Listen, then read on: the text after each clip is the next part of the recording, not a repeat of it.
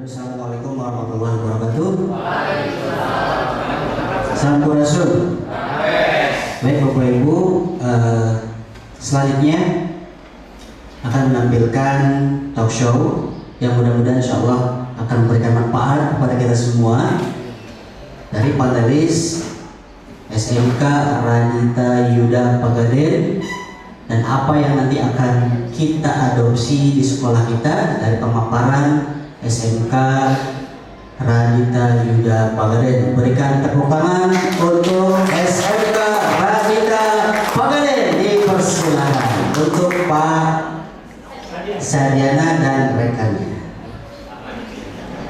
Baik Bapak Ibu, kita saksikan dan kita simak bersama-sama dengan penuh hikmah dan penuh kebermaknaan Bapak Ibu ya, sehingga nanti apa yang kita dapatkan dari hasil ini bisa kita implementasikan, karena seyogianya dari talk show ini adalah berbagi praktik baik yang ada di sekolah kita masing-masing. Dipersilakan Pak.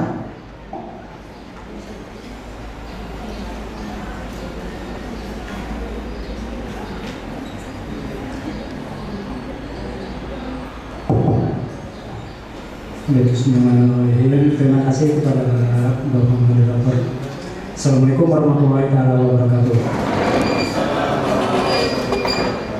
Kami perwakilan dari SMK Radita Yuda didampingi oleh rekan kami ya, rekan sejawat, karena teman kami ini berhalangan hadir. Adapun materi yang akan disampaikan yaitu terkait strategi sebetulnya ya, dimana temanya itu mengubah pola pikir melalui pembelajaran mendalam.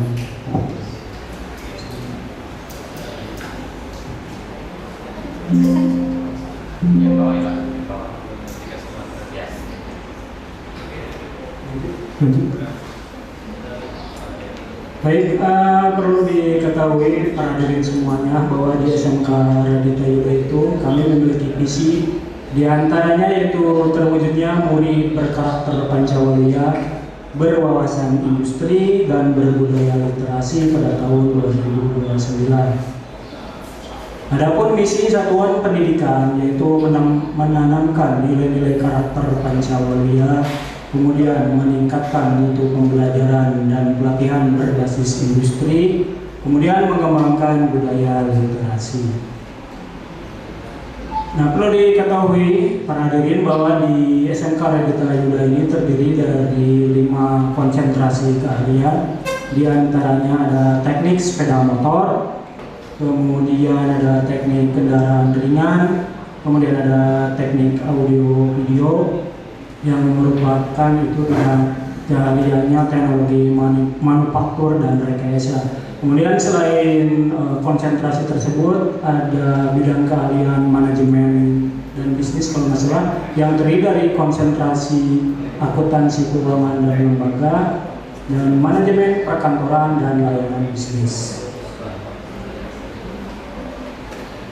Berikutnya yaitu kami akan menjelaskan tentang tahap-tahap dalam penerapan atau implementasi pembelajaran mendalam yang diawali dengan tahap sosialisasi, di mana kami di sana memetakan terlebih dahulu para rekan-rekan pendidik bagaimana pola pikirnya ya gitu ya Pak Ibu. Di mana sebagian besar bisa disimpulkan berpola pikir tetap gitu ya. Tetapi menghadapi kenyataan tersebut kami tidak menyerah ya Bapak Ibu. Kami berusaha berpola pikir bertumbuh ya, hasil dari pelatihan pembelajaran mendalam tersebut. Dan alhamdulillah terlaksana sosialisasi pembelajaran mendalam, di mana di situ banyak dipaparkan materi-materi kepada rekan-rekan pendidik yang lainnya.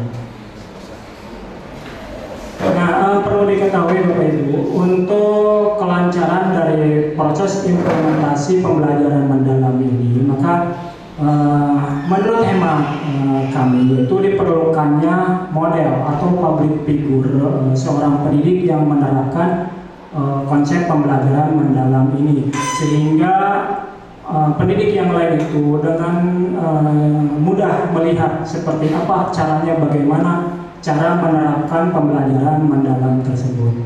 Nah, oleh karena itu saya berinisiatif sejak mendapatkan pelatihan pembelajaran mendalam di sini langsung mengadakan uji coba di beberapa KBM dengan maksud untuk memberikan contoh kepada pendidik yang lain seperti itu.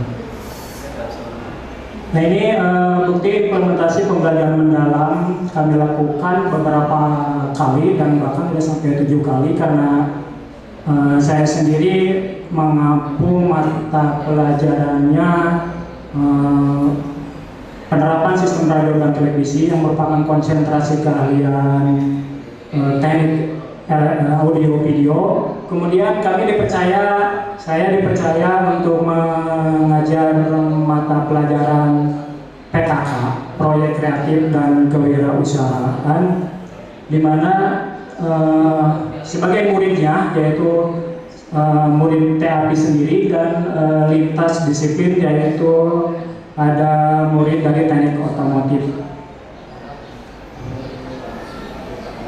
Nah, ini selain yang kami lakukan, ada tim kami juga seperti bisa terlihat di layar, yaitu Bapak Sprisno yang sudah mencoba menerapkan pembelajaran mendalam untuk jurusan AKL dan MPLB. Di sana bisa terlihat ada proses diskusi yang memperlihatkan bahwa metode pembelajarannya sudah mendekatkan kepada student center.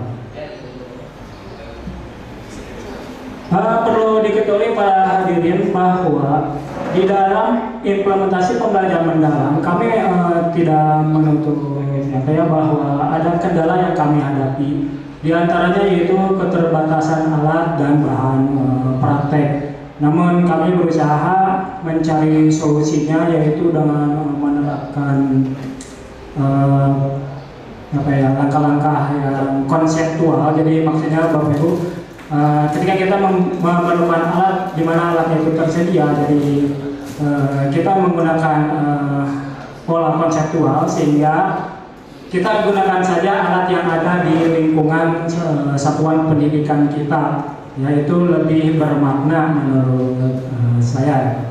Itu diantara salah satu solusinya. Kemudian kendala lainnya yaitu dari pendidik itu sendiri ya, terutama dalam menggunakan teknologi, di antaranya ya teknologi digital. Kami masih harus banyak belajar lagi.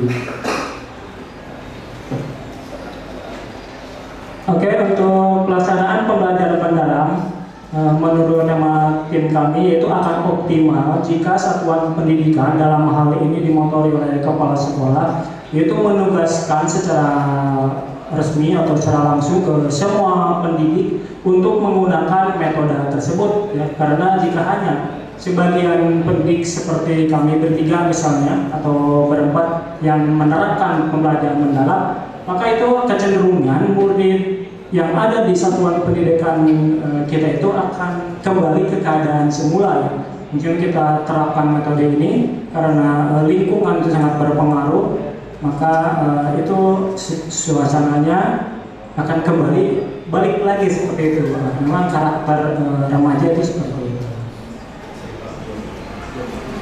Nah, ini dalam pelaksanaannya juga kita perlu mengukur ya, Bapak Ibu, mengukur tentang proses pembelajaran mendalam ini berhasil atau tidak. Tentu di dalam perencanaan pembelajaran mendalam kita ada targetnya yaitu tercapainya tujuan pembelajaran dan bagaimana cara mengukurnya. Nah, ini yang menjadi PR bagi tim kami, ini bagaimana cara mengukurnya, yaitu kita menggunakan asesmen dan berupaya supaya asesmennya ini datanya valid. Itu yang menjadi PR berat buat tim kami karena alasannya apapun usaha kita kalau tidak terukur dan datanya tidak valid, mungkin ini akan menjadi sia-sia. Oke, untuk pembahasan tentang asesmen akan lebih jauh dipaparkan oleh rekan kami yaitu Saudara Irwan. Baik, terima kasih Pak Sadi. Nah, selanjutnya dari pemaparan tadi di awal belum ada yang membahas tentang asesmen. Di sini kami mencoba untuk membahas sedikit tentang asesmen, di mana asesmen ini sangat penting ya. Jadi kalau kita ibaratkan olahraga memanah, ini asesmen ini bisa kita sebut sebagai mata anak panahnya. Ini ukurannya mau apa? Nah, sebelum kita melakukan proses pembelajaran, kami sudah melaksanakan apa yang dinamakan sebagai asesmen diagnostik. Asesmen diagnostik ini seperti kalau kita datang ke dokter untuk berobat misalnya, si dokter itu pasti bertanya kendalanya apa yang dirasain, apa yang di sakitnya sebelah mana. Begitupun dengan murid ya. Murid juga ketika datang ke kelas, kita baiknya memetakan si murid ini gaya belajarnya seperti apa. Dari PPT ini ada 3 model gaya belajar. Yang satu auditory, visual, dan kinestetik. Nah, kami sudah mencoba mengetes ke siswa lewat link yang tersedia ini, lewat website pihak ketiga, dan ini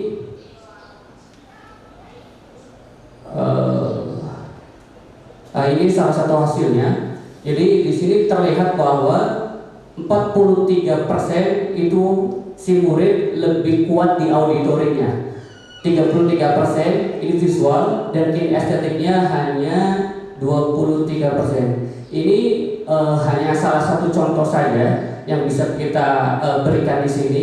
Jadi ketika kita sudah melihat ini, kita bisa memetakan dalam satu kelas itu mana yang auditori, mana yang kinestetik, mana yang visual, sehingga kita bisa menyesuaikan dengan proses pembelajarannya. Nah, selanjutnya setelah asesmen diagnostik di awal tadi, ada asesmen selanjutnya yang dimana untuk mengukur ketercapaian dari tujuan pembelajaran. Jadi tujuan pembelajarannya apa? Apa yang mau diukur? Apakah afektifnya, apakah kognitifnya, atau psikomotornya? Tentunya alat ukurnya juga beda, instrumennya beda. Ini yang sudah kami lakukan. Salah satu asesmen kognitif pre dan post testnya. Jadi ketika ini dilaksanakan ke anak membuka HP-nya masing-masing dan men-scan barcode ini, seketika juga langsung keluar soal-soal secara real time. Jadi anak belajarnya bisa rileks, nggak tegang gitu ya. Terus juga sepengalaman saya itu lebih gembira anaknya. Jadi aspek dari joyfulnya itu tercapai dengan cara asesmen white round ini. Nah, ini manfaatnya, manfaat asesmen dengan pemanfaatan teknologi. Ada efisiensi dan kecepatan. Nah, ini asesmen yang tadi, yang barcode tadi, itu lebih cepat dan efisien. Jadi langsung ketika pembelajaran itu selesai, langsung asesmennya juga selesai. Yang kedua, ada umpan balik secara real time. Si murid bisa langsung mengoreksi tingkat kognitifnya dia, sejauh mana dia berada di level mana sih dia. Nah, itu juga penting ya. Yang ketiga, analisis data yang akurat. Nah, teknologi juga membantu guru menganalisis capaian pembelajaran. Ini penting ya. Jadi capaian pembelajaran udah sampai mana, udah ada di level mana. Ini juga banyak yang diabaikan.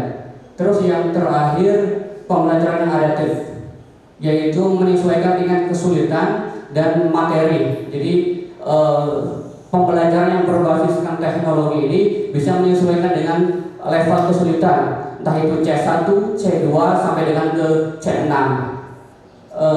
Mungkin itu saja dari kami. Saya kembalikan lagi ke moderator.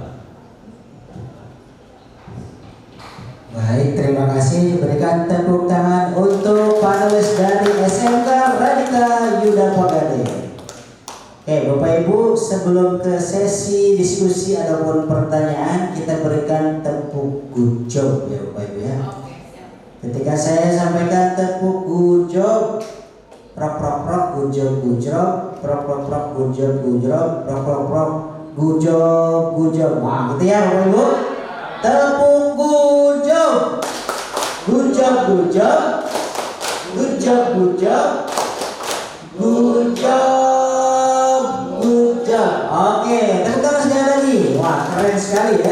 mengambil tema hasil belajar murid dari SMK Radita Dinda Pagaden.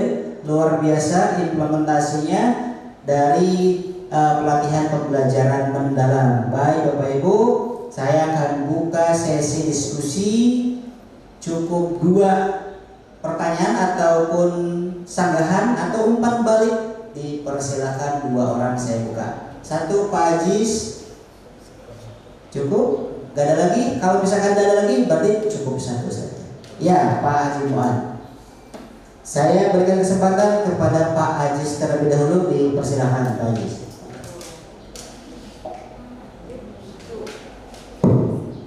Bismillahirrahmanirrahim. Assalamualaikum warahmatullahi wabarakatuh. Apa yang disampaikan dari panelis SMK Radita Yuda, saya menangkap dari pembicaraannya terutama dalam hal asesmen yang disampaikan. Tepuk tangan dong untuk Radita Yuda, luar biasa dalam penyampaiannya, sangat detail ya. Ada di dalam benak saya ketika dalam pembelajaran mendalam, asesmen itu kan ada asesmen diagnostik, formatif, kemudian sumatif. Tadi disampaikan oleh panelis baru menyampaikan asesmen diagnostik ya, dengan pemanfaatan teknologi yang luar biasa, kecepatan dan sebagainya lah tadi ya. Nah, di dalam capaian pembelajaran, misalkan ada 3 pertemuan Bapak, ya ada 3 pertemuan. Apakah memang asesmen 3 itu harus dituangkan di dalam PP atau juga memang harus diimplementasikan pada saat pertemuan itu? Itu pertanyaannya. Ya. Jadi apakah setiap pertemuan harus ada asesmen diagnostik, kemudian formatif, kemudian sumatif? Pertemuan kedua juga sama, apakah ada diagnostik, formatif, sumatif dan seterusnya sampai seperti itu? Apakah itu harus dilaksanakan di dalam pembelajaran yang panelis sampaikan? Itu saja mungkin Pak Dudun ya tentang asesmen. Sekali lagi tepuk tangan untuk SMK Radita juga ya. Assalamualaikum warahmatullahi wabarakatuh. Terima kasih kepada Bapak Abdul Aziz yang sudah memberikan tanggapan ataupun sanggahan. Silakan untuk dijawab terlebih dahulu Pak, sebelum nanti ke Pak Haji Muhammad untuk memberikan pertanyaannya.